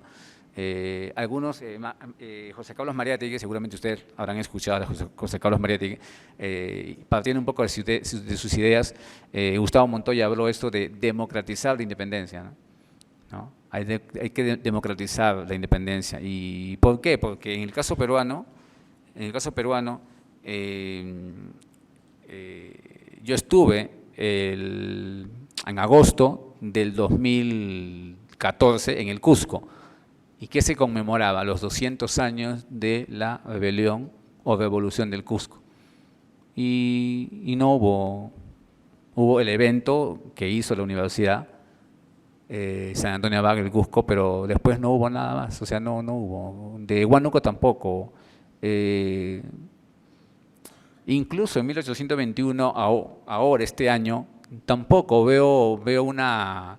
Y tengo todos mis amigos, conocidos, están trabajando en el Estado, ¿no? Están haciendo esta comisión, pero veo que están publicando textos que ya son textos antiguos, lo están digitalizando, pero no veo investigaciones, ¿no? Lo único que rescato, y no sé, creo que todos lo están diciendo, es que han hecho un concurso y han lanzado un concurso para jóvenes y han ganado 6 proyectos, ¿no? Uno de yo soy asesor de una tesis en San Marcos, ha ganado uno de los premios y ya justo van a publicar ahora en verano el libro, ¿no? Seguramente se van a enterar porque lo van a entrevistar a ellos, van a pasar en Canal 7, Canal del Estado y todo eso, ¿no? Y eso es lo único, porque yo les dije a uno de ellos, le dije, oye, pero ¿cómo pretenden? Ya, vamos a celebrar la independencia, pero celebremos la independencia con investigación. O sea, no celebremos reproduciendo documentos que ya están reproducidos, ya, sino, ¿no? metámonos en los archivos, ¿no? Financiemos becas, ¿no? de licenciatura. San Marcos lo hizo el año 2012, recuerdo, cuando justo la Constitución, ¿no? Lo hizo. Solamente hubo un concurso, ganó Marisa Bazán. Hasta ahora estamos esperando que su tesis se publique. No se publicó, ella lo tuvo que publicar de manera autónoma, digamos, ¿no? Y así, ¿se dan cuenta? O sea, no hay una yo en San Marcos dicto el curso de, justo lo que comentaba, ¿no? El curso de América, Independencia y República, y el curso de Independencia. Y casi nadie quiere investigar, porque el curso que uno hace es un curso fundamentalmente de investigación, ¿no? Por eso que los estudiantes en un inicio me querían tachar todavía en San Marcos, ¿no? La tacha no es un derecho estudiantil y todo, ¿no? ¿Por qué? Porque yo estaba exigiendo investigación y no solamente lecturas. Pero ahora se han acostumbrado, ¿no? Ahora el lema de San Marcos es una universidad que hace, ¿no?, rumbo a la investigación, ¿no? Pero finalmente, para volver al tema, el tema de las legitimidades políticas, yo pienso que hasta el día de hoy, el gobierno que está hoy, ¿qué está buscando? Está buscando legitimidad, ¿no? Y no la encuentra, ¿por qué? Porque hay un grupo que piensa que este gobierno es ilegítimo, ¿no? Entonces, mira, han pasado 200 años y seguimos a lo largo de la República, seguimos con este problema, ¿no? Y creo que eso sucede también no solamente en el Perú, ¿no? Eso es algo de América Latina y en general, ¿no? Si no recordemos esto, y con eso termino, en los años 80, ¿no? Le denominaron como la década perdida, ¿no? Porque precisamente salíamos en Argentina, en Chile, en Perú, salíamos de gobiernos militares, ¿sí o no?, para gobiernos democráticos. ¿Y qué sucede? O sea, en vez de irnos hacia un progreso, nos fuimos hacia abajo, ¿no? Pero como siempre digo, ¿no?, pero estamos vivos todavía, ¿no? No, con pandemia y todo, necesitamos sacar todos, ¿no? Y creo que nosotros somos parte de la historia, porque nos van a investigar a nosotros, ¿no? O sea, cómo sobrevivimos a esta pandemia y cómo regresamos a la presencialidad, ¿no? Más bien quiero agradecer, ¿no?, por la invitación. Bueno, seguramente no sé si habrá algunas preguntas más, ¿no?, pero es interesante. Más bien gracias, y yo pienso que la legitimidad es un punto muy importante que se debería tocar, ¿no? Y esa legitimidad parte de los intereses que los diferentes grupos tienen. Y es válido, ¿no?, que tengan sus intereses, pero que esos intereses finalmente, ¿qué cosa?, vayan construyendo una identidad, ¿no?, una identidad en común, ¿no?, de nación, ¿no? Pero bueno, gracias. Gracias.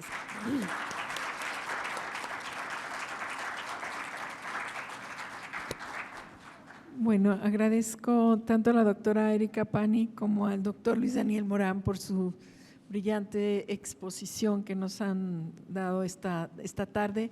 Quiero invitar al doctor David Carvajal López, jefe del Departamento de Historia y quien ha coordinado también este coloquio, para que pase y por favor pueda entregar las constancias aquí a los dos ponentes, por favor. Y también declare clausurado, ¿sí?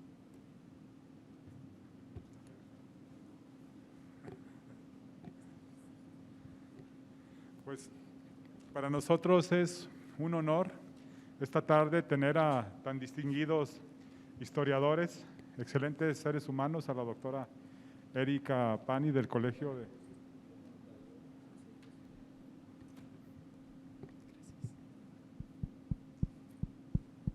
Tener aquí con nosotros… Tener con nosotros a tan distinguidos historiadoras, la doctora Erika Pani del Colegio de México. Todavía tengo problemas con la presencialidad, las distancias, el uso del cubrebocas o no, la sana distancia, pero es una excelente oportunidad, la FIL 2021, a 35 años de que inició esta gran experiencia, y nosotros tener nuestro 23º coloquio de historia con nuestro país invitado de honor, que es Perú, reflexionando sobre temas que tienen que ver con la consumación o no de las independencias, tanto en la Nueva España, México, como en el Perú. Creo que es una excelente oportunidad, nos sentimos muy honrados de que académicos de este nivel estén con nosotros esta tarde para compartir los resultados de sus investigaciones, sus reflexiones, que son muy pertinentes. Le voy a entregar una constancia de participación de nuestra Universidad de Guadalajara, del Centro Universitario de Ciencias Sociales y Humanidades, a la doctora Erika Pani por su participación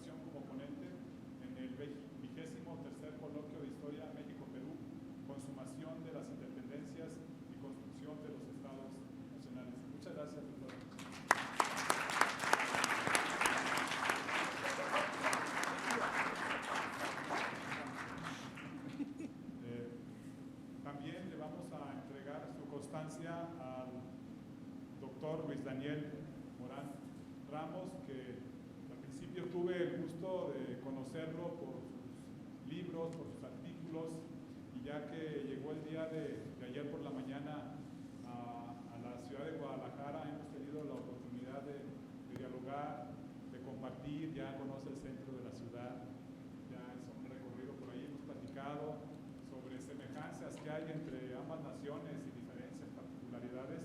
Pues es un gran ser humano. Estoy seguro que nuestra Universidad de Guadalajara es un espacio que siempre los va a recibir con las puertas abiertas para escuchar sus reflexiones, para que nos apoyen en la formación de nuestros estudiantes, porque somos un espacio abierto a académicos de otras instituciones y de otros países que nos enriquecen y consolidan nuestra formación y nuestro pensamiento crítico desde el campo de la historia, que tan importante es en la sociedad. Le entrego, doctor Luis Daniel Morán Ramos, su participación en este coloquio.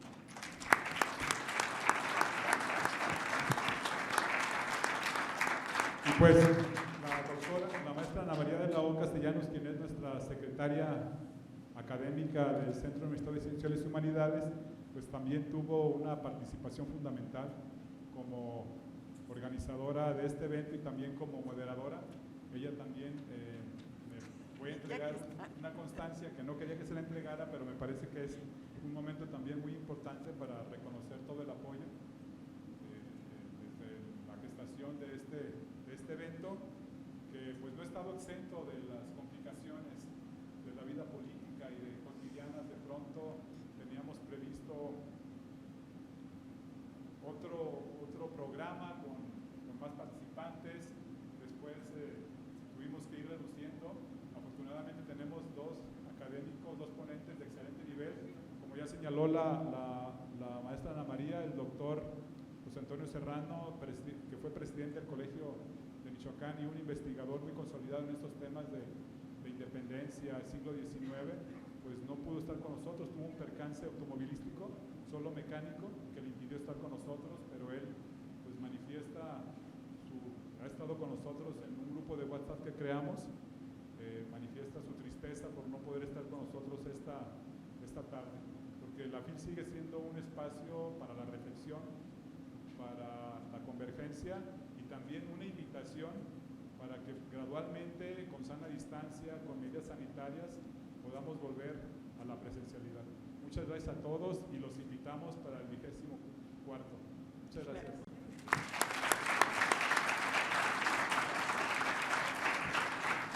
No se la entregué. Adelante. Gracias. Gracias. Pues agradecemos a todos su presencia. Están con nosotros muchísimos alumnos de la licenciatura en Historia, la maestría en Historia de México, el doctorado en Historia y también egresados e interesados también en todos estos temas, a los cuales les agradecemos esta tarde su presencia. Muchísimas gracias, que tengan buenas noches.